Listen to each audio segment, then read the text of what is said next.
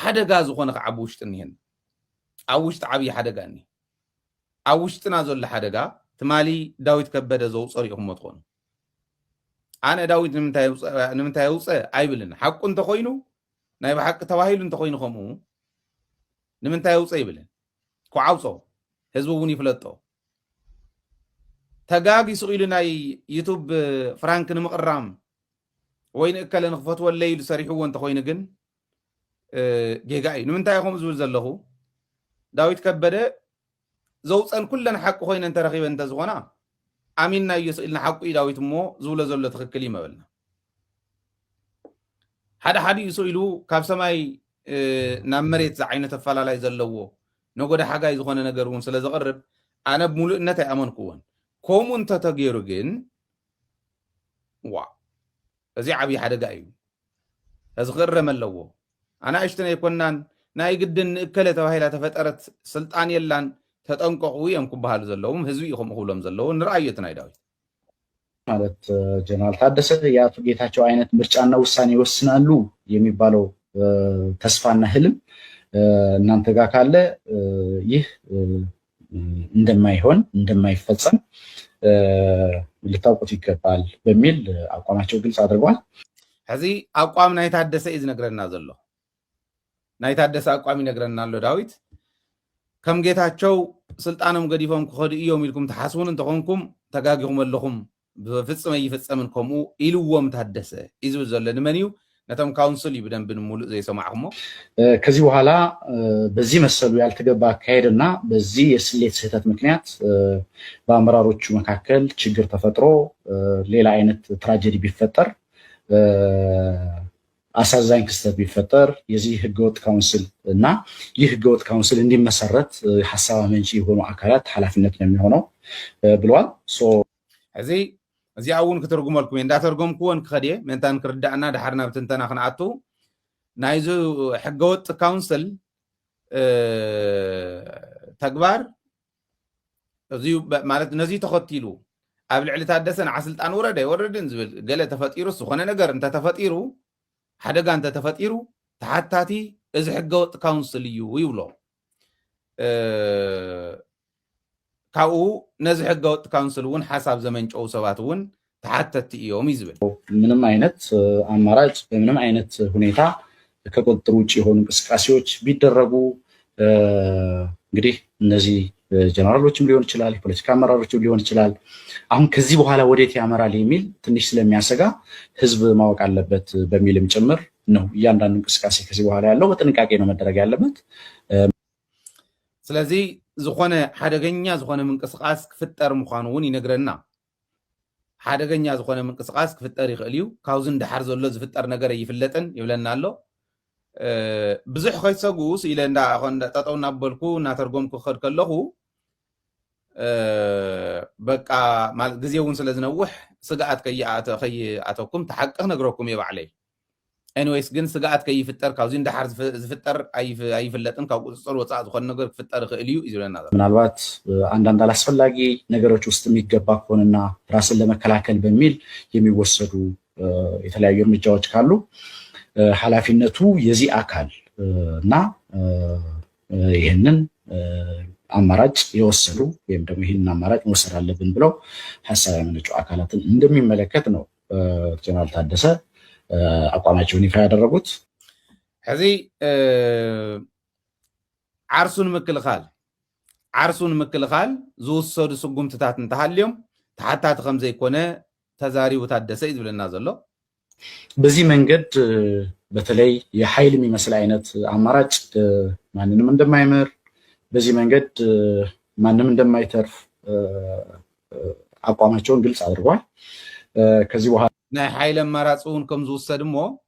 ማንም እውን ከም ዘይተርፍ ንማንም እውን ከም ዘይምሕር ናይ ኃይሊ አማራጭ እንተተገይሩ እውን ይነግረና ኣሎ ላይ የሚፈጠር ማንኛውም ችግር የካውንስሉና በስልጣን ፍቅር ምክንያት ካውንስሉን የመሰረቱ ኃላፊዎች ኃላፊነት እንደሚወስዱ ዛሬ ለዶክተር ደብረጽዮን ግልጽ አድርገውላቸዋል ጀነራል ታደሰ። ይህ የጀነራሉ አቋም ህዝብ እንዲያውቀው በዚህ ሚዲያ አማካኝነትም ይፋ እንዲደረግ የተደረገው በዚህ ምክንያት ነው። ተመልካቾች እንግዲህ አሁን ያለው ሁኔታ እጅግ ያሳዝናል። ያው ትግራይ ብዙ ችግሮች ናቸው ያሉባት። በዚህ ሁሉ ችግሯ መሀል እንግዲህ እንደዚህ አይነት ኢንዘኔም ኦፍ ማለት ፐብሊክ ኢንተረስት በሚል ነው። ግን ማለት የፐብሊክ ኢንተረስት አይደለም መነሻ፣ ብዙ ጊዜ እንደምንለው ኢንዲቪጁዋል ኢንተረስት ነው። ያው ግን ፌዴራል መንግስት ያልመለሳቸው ጥያቄዎች በግብአትነት ይጠቀሙና ያንን ነገር ያደርጋሉ።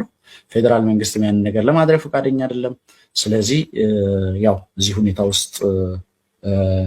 እዚህ ደረጃ ላይ ተደርሰዋል ማለት ነው። ይህንን መረጃ ለማጋራት ነው የመጣ ነው። አብራችሁን ስለቆያችሁ እናመሰግናለን። ጽቡቅ ዳዊት እዚ አይልና ኣሎ ዳዊት ናይ ታደሰ አቋም እዩ ኢሉ ነጊርና ዘሎ ናይ ታደሰ አቋም ዝበሃል ብጽሑፍ ብመንግስቲ ደረጃ ወይ ታደሰ እውን ወፂ ዝገለጸ ይሰማዕናን። ዳዊት ይነጊርና ዘሎ ዳዊት እንዳነገርና የመፂና ኢና ታደሰ እውን ዳዊት እንተኮይኑ ወሃቡ ቃሉ ዘይግድስ ዳዊት ወሃቡ ቃለ ይበለና ካብኡ ክንሰምዕ ታደሰ ዝብሎ ዘሎ ኢልና ክንሰምዕ ኢልና እንዳነገርና የመፂና ኢና ዝኣረሞ ነገር እውን የለን። ግን ናይ ታደሰ መትከል እዩ ኢሉ እንዲ ዝነግረና ዘሎ ጽቡቅ እዚአን ኢሉ እንተኮይኑ ታደሰ እንታይ ማለት ምዃነን ብደንብ ጌርና ተርጉምና ንህዝብና ከዓ ነረድእ። ንህዝቢ ንክሰምዕ ኢልና ኢና ህዝቢ እውን ንክሰምዖ ኢሉ በዚ ሚድያ እዚ ንክሓልፍ ሓሲቡ ታደሰ ነጊርኒ ዝብለና ዘሎ ህዝቢ ንክሰምዕስ ትግራይ ቴሌቪዥን እንዳሃለወ ድምፂ ወያነ እንዳሃለወ ደደቢት እንዳሃለወ ቴሌቪዥን ጣብያ እንተነኣሰት ህዝቢ ዝሰምዑ ንሱ እዩ። እዚኦም እንዳሃለውስ ንዳዊት ኣብ ዩቱብ ከይድካ ንገረሞ ህዝቢ ክሰምዕ ኢሉ ነጊርዎ እሞ በመሓርኛ ህዝቢ ትግራይ ክሰምዖ ማለት እዩ። ህዝቢ ንክሰምዕስ በመሓርኛ እዩ ዝዛረብ ዘሎ። ኢማጅን ማለት ወዲ ዋና ፖይዝነስ ዝኾነ ሰብ እዩ። ፖይዝን እንዳነዝሕ ዝነበረ ሰብ እዩ። ናይ ባዕሉ ኣጀንዳ እውን ዘለዎ ሰብ እዩ። ተልእኮ እንተኮይና እዚኣ ሂብዎ እንተኮይኑ ከምኣ መርዚ ሕልፍ ኢልዎ እንተኮይኑ ግን ንባዕሉ ገደዶ እያ ትኸውን። ምናልባሽ ክብሎ ይኽእል ዝብል እምነት ግን ስለዘይብለይ እታ ዘላት ንመረዳእታ እውን ከቕርብ እየ ምስ ትንተናየ ተሓሒዘ ምናልባሽ ንውሕ ዝበለ ግዜ ፀኒሐ ከይኮን ቀፅል እሞ ሚኪ ካልኦት እውን እንተሃሊኹም ሓሳብኩም ክትህቡ ኣብ ከምዚ ዝበለ ሃገራዊ ኣጀንዳ ናይ ግድን ኣናሊስት ክትከውን ጋዜጠኛ ክትከውን የብልካን እተው ሓሳብኩም ግለፁ። እዚ ናይ ሃገር ጉዳይ ስለዚ ቀፅል ሚኪ። ቴንክ ዩ ተን ኦርደር ናይተን ሚድያ ፀዋውዓ ተቃወመ ነይሩ ንምስኻ ትግራይ ቴሌቪዥን ድምፂ ወያነ ኢልካስ ካብኡ ንደደቢት ሳልሳይ መዲብካያ ናስ ገይጋ ይንሱ ወል መንግስታዊ ንዑ ይቐርቦ ኢለ እምበር ብረኣያ ይተኮይኑ ትኽክል ኢኻ። ኣነ ከዓ ብተኸታታሊ እየ ዝመፅእ ኣለኹ ያ ትኽክል ይስስ እናስ ማለት ቅድሚ ሕዚ ኣኽሪ ረቢልና ስለ ዝወቃዕናዮ ከይበኪ ዳዊት ከበደው ባይ ዘ ወይ ዳብልዮ ለታ እንዲያ እታ መጨረሻ እታ ፊደል ናይ ከበደ ይኮነትን ከበደው እያ እዛም ጎ ትርስዕዋ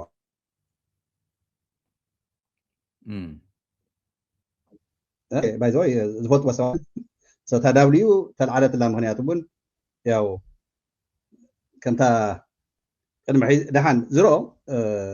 ግን እንታይ መፅያት ለ ሒዝ መስለካሲ ዳዊት ከበደው በምሓርኛ ቋንቋ ኣነት ማለት ተንኪፍካ ኒኻ ተንፅሕፈ እውን ነቱ ዝሓዝ ክኾን እሳተ ነር እንታይ ኣይለሲ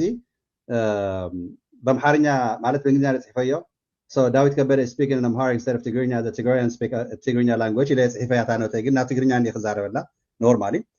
እቲ መልእኽቲ ንመን እዩ? ሓደ ዳዊት ከበደው ያው ማለት ንትናቱ ዝምልከቶ ዓልየት ብንዳብኡ እንድሕር ኮይኑ ዝነገረሉ ብቋንቋ ናሃቶም ፀገም የለን። ንተጋሩ እንተኮይኑ እቲ መልእኽቲ ግን ትስጋኣት ኣብ ትግራይ ኣብ ትግራይ ስጋኣት እኒሄ ፀገማት ክለዓል ይኽእል እዩ ግዜያዊ ምሕዳር ትግራይ ናበለ ዝትንትን ባይዘወይ ፌደራል እውን መብት ከም ዘለዎ ኣብ ቤንሻንጉል ከምዚ ነበረ 25 ደቂቃ ገደታት እዩ ተዛሪቡ ኣነ እውን ሰሚዐ እየ ዝርዝር እውን ኣውፅእዎ ቶም ናይ ካውንስል ቶም ገደታት መንመን ከም ዝኾኑ ይዛረብ እዮም ተሓቢሉ ፅብቕቲ ከዓ ጌርካ ታቐንዲ ንምፃኻሲ Thank you. So አቶ ዳዊት ከበደው ደሕና ነይሩ ገጹ እውን ጫት ገለ ይቆሓመን ነይሩ ትግራይ ግን ብትንሱ ዝብለ ኣነ ብናተይ ርእቶ ናብቲ ቁም ነገር ክመፅእ ማለት እዩ ንሕና ተጋሪና ብትግርኛ ኢና ነቲ ሓበሬታ ንሕልፍ ተምሓርኛ ሕማቕ ማለት ኣይኮነን ግን ኣትሊስት ብትግርኛ ነቲ ትግራይ እንድሕር ኮይኑ መልእኽትካ ዳዊት ከበደው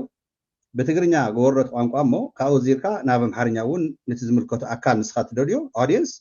ኦኬ ኤክስፓንድ ክትገብር ተደሊካ እቲ ኦዲየንስካ በኣምሓርኛ ግን ፕራይመሪ እቲ ትግራዋይ በተለይ ኣብ ትግራይ ዝኒሄ ህዝቢ ማለት እዩ እቲ ብሚልዮናት ዝቁፀር ትግራዋይ እንድሕር መልእኽቲ እዚ እንድሕር ክትስምዖ እንድሕር ደሊካ ሓቂ እንድሕር ደልይዎ ጊዜያዊ ምሕዳር ትግራይ ጀነራል ታደሰ ወረደ እዚ ቃላት እንድሕር ንኣኻ ነጊሩካ ንስኻ ናቱ ፒአር ኮይንካ ንምስራሕ መብትካ እዩ ቅድሚ ሕዚ ተንትዩና ኢና እስካብ ሕዚ ግን ኢሉ እዩ ይብለና ኣለኩ ባይዘ ከም ዝተነገሮ እኮ እዩ ዝነግረና ዘሎ ከም ዝተነገሮ ስለ ዝነግረና ዘሎ ፅባሕ ንጎ ግን ሓላፍነት ክወስድ እዩ እታ ሕጊ ዝበልካያ እታ ናይ ትግራይ ሕገላ ዝበልካያ ከምዚ ገይሮም ሞኻ ሰብ ሚድያ ኮይኑ ማለት ብሰብ እዚኡ ገልገለ ኣነ ከምዚ ከማይስ ኣብዚ ማሕበረ ሚድያ ኣብ ናይ ተጋሩ ማሕበረ ሚድያ ብዙሕ ተሳተፍኩን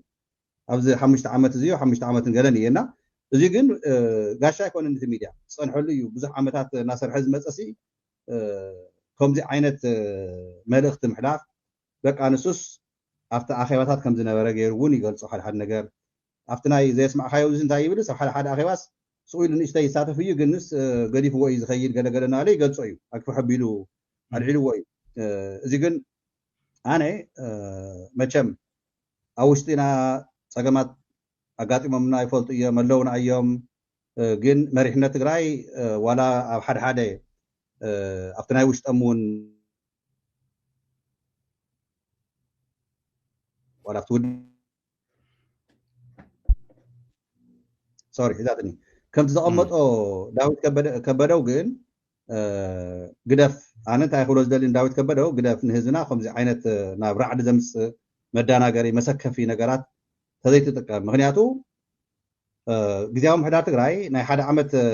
ስልጣን ተዋሂብዎ ዘሎ ኣብ ቀፃሊ ኤፕሪል 8 እያ ተብቅዕ ብመዓንቲ ማርች ኢና ዘለና ማርች 12 ኣሎ ናብ 3 ሰሙንን ገለን እያ ቀርያ ዘላ እታ ግዜ እዚኣ ምስ ኣብቅዐት በቲ ካውንስል ክምራሕ እቲ ዝነበረ መንግስቲ ብህዝቢ ተመረፀ ናብ ቦታ ክምለስ ንሱ ንባዕሎም ክገድፉ ናብቲ ባይታ እኒው ኣካላት ዝምልከቶም ባዕሎም ወሲኖም ንትግራይ ዝረብሕ ንትግራይ እንታይ እዩ ዝጠቕማ ማለት መን እዩ ስልጣን ክድይ ወይ ድማ ታደሰ ወረደ ተቐፂሉ ብቲ ዘለዎ ንሕና ሒዚ እቲ ትኩረትና ናብ ምዕራብ እዩ ዘሎ ምክንያቱ ልዕሊ 1 ሚልዮን ህዝብና ተፈናቐለ ከመይ ክንምልሶ ይኣኽሎ ተባሂሉ ብዙሕ ስራሕቲ ይስራሕ ኣሎ ትግራይ ምክንያቱ እቲ ስቃይ ኣብ ህዝብና ስለ ዘሎ ኣብዚዩ ዝገረመኒ ዛዕባ ናይ ተመዛበልትና ኣይተንከፈን ኣብቲ ተዛረበሉ ምክንያቱ ተተሓዘ እዩ እቲ ባንኪ ምዕፃው ኣይተንከፈን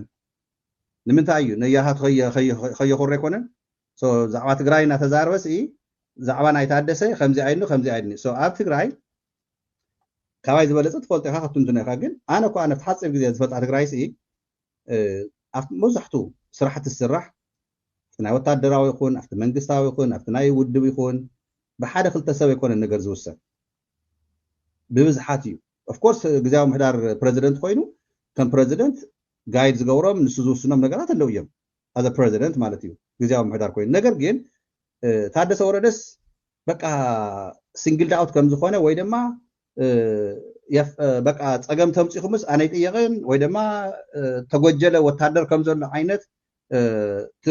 ናይ ባዕሉ ሓይሊ እቲ ሓደ ሓይሊ ሒዙስ ፅባሕ ንጎ ተፋጢጡስ ፀገማት በቃ ከምዚ ራዕዲ ከም ዝፍጠር ኣብ ትግራይ ወይ መቐለ ዓይነት ገይሩ ዘቕርቦ ዘሎ ዳዊት ከበደው ጌጋ እዩ ዶክተር ደብረፅዮን እውን ከምዚ በቃ ከም ዝተረኸቦ ከምዚ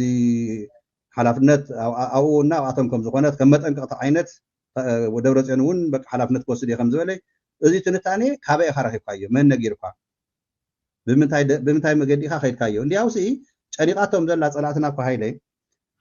እቶም ፈሽኳላት ሒዶምና ዝኸዱ ጌታቸው ሓተላ ናይ ህወሓት ናይ ሓደ ሓደ ኣኼባታት ክካየድ ተሎ ሒዙ እኮ ብጣዕሚ ብዙሕ ነገር እኮ ምምሕያሽ ንሪኦ ኮለና ናይ ትማሊ ዝነበረ ዘመነ ጌታቸው ፃድቃን ኣኼባ ሓደ ሰዓት ምስ ኣተው ፍርቂ መዓልተ ይወፅሑስ ኢንፎርሜሽን ወፂ ይኸይድ ነይሩ ናባና እውን ንረኽቦ ነርና እንታይ ይግበር ኣሎ እንታይ የውግዕ ኣሎ ሒዚ ግን وحلول زخونه مقدرات خير اوف كورس 100% نا ملو يكون ግን ኣብዚ ሕዚ ሰዓት እዚ ሲ ከም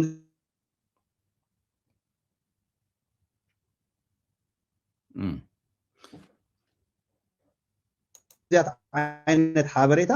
ታደሰ ወረደ እንድሕር ብስልክ ደው ኢሉ ወይ ድማ ቴክስት واحد تحزن ولا دقاقنا هو سوري በቃ በልካ 18 ሰዓት መጻ ምክንያቱ ፖሊስ ሙዲ የቋርጥ ዋላ አነ ኮን ፕሬዚደንት ትራምፕ አፕሪሺየት ገረ ዳ ኔትወርክ ባገደፈኒ ሚስተር ፕሬዚደንት እና ከምዚ ዓይነት ሱልካ መደንፀውና ኣነ ሱልካ ነቲ አቴንሽን ምርካብ ስራሕ ዘሎ በሓውና ዳዊት ከበደው ንሽተይ ትዕግሰ ዝገብርና ኣዝመጽ ዘላ ሰለስተ ሰሙን ፈረቃን ግን ውሕሉል ዝኾነ ካይዳት ከይዶም ጀነራል ታደሰ ወረደ ከምቲ ንስኻ እውን ኮረክሽን ዝሃብካ ንቅድሚ ሕዚ ኣነ ንክፈልጦ 50 ዓመት በፂሖ ኣሎ ሕዚ ካብ ሰርቪስ ካብ ዝህብ ንህዝቡ ንዓዱን እዚ ኩሉ ጅግነት ሰሪሑ ኣብ መጨረሽኡ ከምቲ ዳዊት ዝብሎ ዘሎ ሓናኺሩ ናብ ጎንፂ ናብ ሕማቅ ነገር ከምፀአና ምስ ፀላእቲ ክስለፍ ገለታት ኣብዚ ኣነ ኣይረአየንን ናተይ ኣትሊስት ሓደ ሓደ ሓበሬታ ዘለውን ፅቡቅ ዲስከሽናት ከም ዝቀነ ሓደ ሓደ ቦታ እውን ሓበሬታ ኣለና ኣብነት ፅቡቅ ነገራት የካይዱ ከም ዘለው ፅቡቅ ስራሕቲ ይስራሕ ከም ዘሎ ህዝብና ንክምለስ ህዝብና ፅቡቅ መረዳእታት ክሕልፍ ከም ዘለዎ መሪሕነት ትግራይ ኣብቲ ኣስቡ ዓርሶም እውን ልክዕለይ ሓደ ሓደ ፀገማት ግን ንሳት እውን እናቀረፍዎ ይመፁ ከም ዘለው እቲ ፀገማት ንድሕሪት ንግደፎ ኢሎም ኣብቲ ናይ ሓደ ሓደ ንሕና እውን መብዛሕትኡ ግዜ እቲ ኣነ እውን ሓደ ሓደ ግዜ ሽኩል ኢለን ሰባት ክወቅስ ገለ እንተለኹስ ኣይ ኣብ መኸተ ስለና ኣቲና ዝኔና ኣብ ስለ ዘለናስ ንሳት ተፀንሐና ኢሎም ዘማኽሩ ሰባት ኣለው እዚ ናይ ሎም ማዓንቲ ሰማዕዎ ናይ ዳዊት ከበደ ግን ንኣይ ስፕራይስ ኣይገብረንን እዚኣ ኢለ ክዓፅባ ነቲ ማሕበረሰብና ብደንቢ ዘይከታተል እዚ ክሰምዕ እንተሎ ግን መደንፀው እዩ ምክንያቱ እንታይ መስለካ ኢለ ሓወይ ናይ ሎም እዚ ቴክኖሎጂ ንእሽተይ ታ ክሊፕ ይሰርሕዋ ደ ቲክቶክ ካብኡ ንሳ ክሊፕ ሰሪሖም ካብተን 25 ደቂቃ ተዛረበለን ዘርጊሖም ኣብ ተፈላለየ ቦታ ረኢኹሞ ትግራይስ ናዕቢ ክፍጠር እዩ ከምዚ ክግበር ኢልካ ንህዝብና ዘሸቃቀል ነገር ዘይኮነ ክስራሕ ዝግብኦ ብዳዊት ከበደው እቲ ናይ ባንክ ምዕፃው እቲ ነዳጅ ጠጠው ምባሉ መድሓኒት ከይኣት ጠጠው ቢልዎ ዘሎ ብልፅግና ኣብቲ ናሃቱ መሓውር ኮይንካ ብኡ እውን እናተኸፈልካ ብዙ እንደገና ፕሮፓጋንዳ እናሰራሕካ ግን ኣብ ክልተ መኣዲ ምብላዕ ኣይፍቀድን ንሕና ብኣና ተጋሩ ግርም ሕዚ እንታይ እዩ ኣብዚ ክንሪኦ መስለካ ሓደ ታደሰ ወፂኡ ኣይኮነን ገሊፁ ዘሎ ዳዊት ይገሊፁ ዘሎ ኣነ ዝምልከቶም ሰባት ሓቲተ ዝረኸብክዎን እውን ስለ ዘለዋኒ እዚአን እውን ሓዊሰ ክቕርብ እየ እታ መጀመርያ ግን ዳዊት ዝበሎ እንተተረዲእናዮ ንፅባሕ ከምኡ ዝበለ ነገር ክመፅእ ከሎ ድንብርፅ ዘይንብለሉ ነገር ክኸውን ምእንታን ከቕምጦ ይደሊ እየ እንታይ ኢሉ ከም ጌታቸው ከይመስለኩም ኢሉስ ተጃሂሩ ታደሰ እዩ ዝብለና ዘሎ ከም ጌታቸው ከይመስለኩም ስኢለ መሽኮት ኢለ ስልጣነይ ገዲፈ ዝወፀልኩም ከይመስለኩም ኢሉ ታደሰ ከምዚ ተጃሃረ ይብል ኣሎ ባይዘወይ ኩለንተን ሕዚ ኣብዚኣ ዘቕመጠን ኣብ ዝተፈላለያ ሚድያታት ናይ ኢትዮጵያ ተዘርጊሐን ኣለዋ ጀነራሉ እርምጃ ሊወስዱ ነው ይብል በመሓርኛ ከዓ ስለ ዝሕለፈሎም ኩለን ተርጓሞ የድልዮምን ጀነራሉ እርምጃ ሊወስዱ ነው ጀነራሉ አላሰራ እንዳሏቸው እንደጌታቸው አላሰራ እንዳሏቸው እየተነገረ ነው አብይ አህመድ ካሁን ቀደም ጌታቸው ይሻለናል አሉ መረጥንላቸው ታደሰም አሉ መረጥንላቸው ሰጠናቸው አሁን ደግሞ ይዘው ሲመጡ እናያለን ያሉት የጠቅላይ ሚኒስትሩ ትንቢት ደረሰ ምናምን ዘይባሃል ነገር የለም አብናይ ማህበራዊ ሚዲያ ዘመን አብ ዲጂታል ዘመን ከመይ ክንነብር ከምንኽእል አዊናስ ሓደ ግዜ ዕርዮም ፍልይ ዝበሉ ነታ ዓዲ ከሳግሩ ዝኽእሉ እዚኦም እዮም ገሊልና ክነውር ከለና ተመሊስካ ከም ዝበለ ነገር ክትርኢ ከለኻ ንዓዲ ሃገር ንፀላኢ ዘይኮነ ነገር እንዳሕለፍካ እንዳሃብካ ንባዕልካ ክትብላዕ ድሉው ምዃንካ ክትፈልጥ ከለኻ እቶም ቦታ ሓደ ገጽ ኮይንካ ክንቅየር ክንልወጥ ኢልካ ትዛረቦም ዝነበርካ ፋይዳ ቢስ ምዃኖም ይርዳእካ እሞ ተስፋ ትቆርፅ ሕዚ ታደሰ ይኹን ካሊእ ንዓይ ናብ ስልጣን ተውሪድኩምንስ ካብ ስልጣን ተውሪድኩምንስ ነገር ሓዊ ክትቃፀል እያ ነዚ ስዒቦም ዝፍጠሩ ነገራት ኣነ ተሓታት ኣይኮንኩም ንስኹም ኢኹም ኢሉ ክዛረበ ብትግራይ ኣይከኣልን ትግራይ ተዝመርሕ ርእሲ ኢና ንርኢ እምበር ናይ ማንም ቦዲ ኣየግድሰናን ጌታቸው እኮ ነይሩ ጌታቸው ኮይድ እንታይ ኮይና ዲና ካሊእ እኮ ይተኪዎ ወዲ ወረደ እንተኸደውን ካሊእ ዝትክኦ ካሊእ ተኣምር የብሉን ደብረፅዮን እንተኸደውን ካሊእ ዝትክኦ ካሊእ ተኣምር የብሉን ህዝባውያን ብዙሕ ዘይኮኑን ምንታይ ይበሃልን ዕርፎ መፅኒዖም ከይዶም ደይከዱን እዩ ፍኮርስ ኩሉ ብሓደ እንተሰምረልና ደስ ይብለና እዚኣ ከም ኣይሉ እንተኮይኑ ታደሰ ናይ ህዝቢ ትግራይ ትበሃል ሕቶ የብላን ኣብዚኣ የላን ባይዘወይ ናይ ወንበር ጉዳይ እዛ ኣብዚኣ ብሙልአን ዘርዘረን ናይ ወንበር ጉዳይ ተውሪዱን እንተኾንኩም ወይ ለየኹም ስልጣነይ እንተቐፂለ ግን ሽግር የለን ተስማዕሚዕና ክንከዲና እዩ ዝብለና ዘሎ ብሓፂር ትርጉሙ ንሱ እዩ ኢሉዋ እንተኮይኑን ዘይበላ እንተኮይኑን ባዕሉ ወፂኡ ክእርማ ዘለዎ ታደሰ ባህል እንዲኣነ ኣነ ኢንዳይሬክትሊ ዝረኸብክዎ ሓበሬታ ግን ከምዚ ዝበለ ነገር የለን ኣብ ናይ መኸተ በዚዩ ንኺድ ሓሳባት ኣለዉ ናይ ሓሳብ ኣፈላላይ ክህሉ እዩ እዚ ከዓ ሃፍቲ እዩ በዚሕ ሸና ኢልካ መዚንካ ምኻድ ኣነስ ካዕ ዝርድኦ ናይ መኸተ መንገድና ዚሕሸና ኣሎ ህልው ኩነታት ናይ ትግራይ ርኢኻ ኣብ መሬት ዘሎ ጉዳይ ርኢኻ መማረፅታት ምቕራብ ምኽኣል ብዙሕ መማረፂ ክመፅእ ምኽኣል እዚኦም ሃፍቲ ትግራይ ይበሃሉ ስልጣን ግዜኻ ምስ ወዳእኻ ከውርዱን ይኾኑ እዮም ኢልካ ሓንፊጥካ ምኻድ ተባኢስካ ምፍልላይ ግን ናይ ትግራዋይ ኣይኮነን ባንዳ ዝበልና እዮም በዓል ጌታቸው እዚ እዩ ጌታቸው ምስ ወደአ እዩ ተባኢሱ ኸይዱ ምስ ወደአ መወዳእታ እዩ ተባኢሱ ኸይዱ 2 ዓመት ሙሉእ ግን ላሕ ቢሉና 2 ዓመት ተሰርሓሉ ነይሩ ዘይ ጌታቸው ካሊእ ከይንሰምዕ ከይንርኢ እውን ክንብል ነርና ኢና ከማያታ ናይ ታደሰ እውን ትኸውን ከምኡ ኢሉ እንተኮይኑ ግን እታ ዘላትን ሓበሬታ ሕፅር ብዝበለት ናይ ሓሳባት ኣፈላላይ ኣብ ታደሰን ኣብ እከለን ኢልካ ትፈልዮም እንተይኮነስ ብብዙሕ ፐርስፔክቲቭ ይመፅኡ እዚኣ ትሕሸና ፕራዮሪቲና እዚ እዩ ተባሂሉ ስለ ዝተቐመጠ ግን እታ ፕራዮሪቲ ተባሂላ ተቐመጠት which is መሬትና ምምላስን ተመዛበልትና ምምላስን ነዚኣ ንምስኻዕ እዚኣ ትሕሸና እያ ታፈላላይ እዚው ከም መማረፂ ኣብ ዝሓዝወሰኑ ሒዝካ ምኻድ ናህና እዩ ኮሌክቲቭ ሊደርሺፕ እዩ ናይ ትግራይ መለስ ክንደይ 34 ን2 ዲ ተሳዒሩ ዝበልዎ ኣብ ናይ ሻዕብያ ወራር 34 ን2 ተይፈተወ ግን ተሳዒሩ ስለ ዝኾነ መሪሕዋ ነፅናሕያ እንደ ንእሽተይ ዲፕሎማሲ ኢሉ ነይሩ ይብልዎ እቶም ወያታትና ክነግሩና ስለዚ ታደሰ እውን ኣፈላላይ እንተሃልይዎ ታፈላላይ ክረትዕ ምምኳር ክእምን ምምኳር እያ ኣይኮነን እንተኢሉ ግን ኣብ መወዳእታስ ከምቲ ሕዚ ዝብሎ ዘሎ ሕገወጥ ካውንስል ኢልዎ ካውንስል መን ዲመስሪትዎ ባዕሉ ዘይኮነ ካውንስል እኮ ምክትል እኮ እዩ ባዕሉ ታደሰ ምክትል ካብ ሰማያት ዝነጠወሉ ሃንዛ ይኮነን ኮነ ታደሰ ካውንስል ይመሪፅዎ ምክትል ገይሩ ካውንስል ክሽወም ከሎ እንደውም እንታይ ተባሂሉ ስትራቴጂክ መሪሕነት ይጎድለና እዩ እዚያው ምሕዳር እውን ይጎድለ እዩ ኣብ ፖለቲካ እውን ይጎድለ እዩ ስለዚ ናይ ኩልና ሓንፈፅ ሰሰለስተ ዋፂና ብላዕሊ ኮይኖም ስትራቴጂክ ዝመርሑና 9 ሰባት ንምረፅ ተባሂሉ ካብ ግዜያዊ ምሕዳር መንዲ መሪፁ ባዕሉ ዘይኮነን ባዕሉ ኮይ መሪፁ ንባዕሉን ነቶም ክልተ ሒዝዎም ዝኸደን ሒዙ ዝኸደ ባዕሉ እዩ ካብ ህወሓት እውን 3 ካብ ሰራዊት እውን 3 ይመፅኦም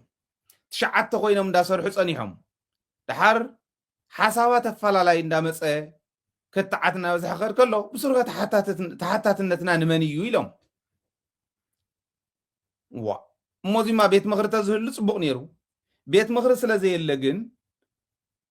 ዝኾነ ነገር ንግበር ተባሂሉ በሉ እምበኣር ናይ ኩልና ካቢኔ ግዜያዊ ምሕዳር ካብ ካቢኔ ግዜያዊ ምሕዳር ዘለዎ ካውንስል ተባሂሉ ግን ሶሊድ ፋውንዴሽን ናይቱ ካውንስል ካብ ኣርምን ላዕሊ ኣዘዝትን ካብ ኣርምን ላዕሊ ካብ ናይ ኣርማ ኣዛዝን ላዕሊ ዘለው ብደረጅኦም ኣብዚ ዘለው ኣዘዝትን ናይ ህወሓት ከዓ ማእኸላይ ኮሚቴን እዚኦም ተኣኪቦም 9 ከባቢ ናብ 100 ከባቢ ኮን እዩ ካውንስል ተባሂሉ ተሸይሙ እቲ ካውንስል ቶም 9 ምስ ተመረፁ ዝተሸሙ እዩ ተሓታትነትና ናበይ ክኾን ደኣ ኢሎም كحتى خلوا عرسهم تحتاتنتهم نتشعتي أمن وعلم كوينا ناب كلاس ريبورت خنقبرينا زي بهال كوينو كما غيرهم مسريتهم كما يقدروا حقوق يقولوا نزي غزياوي وتخكليو تحدثون غزياوي يكو بعد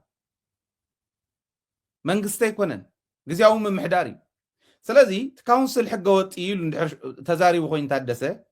داوي تبلاشو لي كما ايولكن تزايدو حزب تግራይ ኣብ ልብ ህዝብ ትግራይ ልክ ከም ጌታቸው ቁስሊ ይገድፈሉ ሕገወጥ ኢልካም ዝራ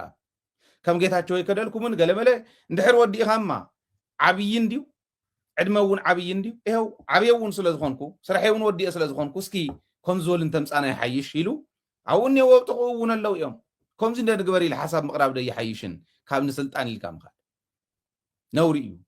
ግን ኣነ ይተባህለትን እንደ ሰሚዕ ዘለኹ በታዳዊ ትሕሊፉ ዋዝን ይሄ እስትርጉም ዘለኹ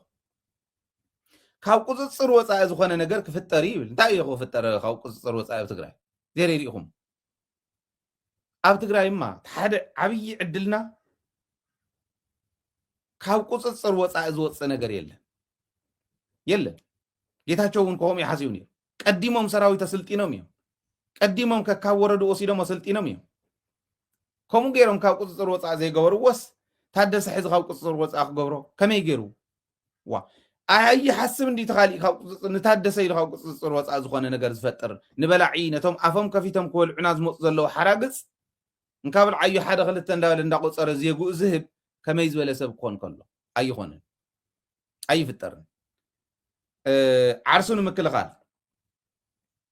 ዓርሰይ ንምክልኻል ዓርስና ንምክልኻል ዝፍጠር ነገር ሓደጋ እንተሃልዩ ናይ ሓይል ኣማራፂ ክንጥቀም እንተኮይንና ይብል ታዘሪሪኹም እንታይ ኢና ንገብሮ ትምሰል ስራሕና ከይንሰርሕ ካሊእ ክንደይ ቁም ነገር ክንሕልፍ ዝነበርና ኣብዙ ንዓና እውን ግዜና ዘጥፍኡልና ዘለዉ እዩ ዝገርመኒ መን ኢና ሓይል ኣማራፂ ክጥቀም ስኢልካ ደ ኮይኑ ጋርድታት ናይ ታደሰ ድዮም ምስ ሰራዊት ትግራይ ክገጥሙ ንዳዊት እየ ዝምልሰሉ ዘለኹ እምበር ንታደሰ ኣነ ኢልዋ ኢለ ይኣምነ 80 ዓመት በፂሕኻስ ኣብ ከምዚ ዝበለ ጭቃ ወዲቕካ ናብ ነቲኦም ረሲሖሙና እንዳበልናስ መይሱ ናብቶም ረሳሓት ዓዶም ሸይጦም ዝኸዱ ኸይድ እንድሕሪ ሓሲቡ ጌጋ እዩ ዝኸውን ኣብ ጋኑ እንዳሃለዉ ምምካር እዩ ሓሪፍ ማለት እዩ ስለዚ ብስልጣን ፍቕሪ ዝደረቐ ካውንስል ገለታት ይብሎት ካውንስል ኩሉ መቸም ናብ ስልጣን ኣይወፅን እዚ ኣይልስ ንደብረፅዮን ነጊርዎ ይብል ደብረፅዮን ናይታ ስትራቴጂክ መሪሕነት ትበሃል ኣካቢ እዩ ምክትል ኣካቢ ኣታደሰ كما عيل نجيرو ندبرتيان يبل هذو خفلت الله ويلنا أين نحلفه زلنا خايب تبتعم زحفر زيو نداويت جازيت أنياي هذو خفلت الله ويلس على السوشيال ميديا زل سب خفلت دي تقول داي دس أتوقع جنبارز إنها سراويت خفلت دي ويس ملا هذو تقرأي نخفلت دي بيتو بحلف له هذو نخفلت أصحلف الليلس نداويت هو تحدثه ናይ መንግስት ቴሌቪዥን ጣብያታት ኮንዋ ፀዊዑ ከም ድላ ይኽገብረን ዝኽእል ከማ ገይሩ እንተኮይኑ ታደሰ ንህዝቢ ትግራይ ሓደ ዓመት ሙሉእ ህዝቢ ትግራይ ንኽቐብር ጉድጓድ እናኳዓተ ፀኒሑ እየ ክብሉ ኣነ ሓደ ዓመት ሙሉእ ጉድጓድ እናኳዓተ ፀኒሑ ሕዚ ንዓእቶ ናብቲ ጉድጓድ ይኣቱን ኢና ንከራኸር ዘለና ማለት እዩ ከምኡ ገይሩ እንተኮይኑ ታደሰ ግን ኣይገብራን ዳዊት ናይ ባዕሉ እዩ ዝገብር ዘሎ ወይኡ ዘለዉ መኺሮም መኾኑ ክእሉ ወይው ዘለው ዛቢዑ መኾኑ ክእሉ ወይ ዝኾነ ሰብ ዛቢዑ ወሎ ታደሰኹም እንታይ ኢልዎ ግን ተሓደጋ ስኢሉ ከምቲ ዝብልዎ ዘለው ካብ ቁፅፅር ወፃኢ ዝኾኑ ዋላ እንተዘይኮነ ምርመራ ከድልየና እዩ ኣብ ቀፃሊ እንሾሞ ሰብ ትግራዋይነት ብደንቢ ብምሉእነት ጨቢጡ ዝሓዘ ሰብ ክኾን ክኽእል ኣሎ እከለይ ኢልካ ኣይኮነ ወይ መንግስቲ ይመለስ እንታይ ኢልና እውን سئلنا توزني حتخ كقصلين دليون ملا حزبي بب محاور حاتيتو اكلم رح يايلو نتعدي اتكل زبالك مرحز غل حزو زدامس اذن زلوو رئيس زلوو كومونيكيت زغبر ملحس زلوو سب كون خللوو مالت ناو كومو خن كدينا ناو كومو خر خللوو تزبي قليل يكونن سئلنا حدا مصه مسو تخخ كنبل تخخبلنا كورد ون كديبون مكرا እንዳኾና ክንከይድ ይብልና ኩነታት ብጣዕሚ ይሕዝን ይብሎ ዳዊት እቲ ኩነታት ብጣዕሚ ይሕዝን እዩ ስለዚ ህዝቢ ክፈልጦ ስለ ዘሎ በል እምበዓር ህዝቢ ፍለጥ እዚኣ ኮይና እንተ ኮይና ህዝቢ ትግራይ ለባም እንድዩ ንለባም ተተወስኸሉ እዩ ኦኬ ኣብ ልዕሊ ፍልጠትካስ ኣብ ልዕሊ ልብኻስ እንተዝውስኹልካ እዩ ተዝመኽሩካ እዩ ስለዚ ኣነ እዚኣ ኮይና እንተ ኮይና ታደሰ ክኸድ ከሎ እንተኸይዱ ናይ ብሓቂ ከምኣ እንተ ኮይና ዝብል ሰብ እውን ክፍጠር የብሉን ሓደ እዚኣ ዝብል ሰብ እውን ክፍጠር የብሉን ኣየእትወና ስኢልና ዓድና እንዳብረስና ክንነብር ኣይንደልን ዋትም ሰባት ንኹን ተዓዲ ዓዲ እያ ብሪሶርስ ጎደላ የብላ ተፈጥሮ ዝዓደለ ዓዲ እያ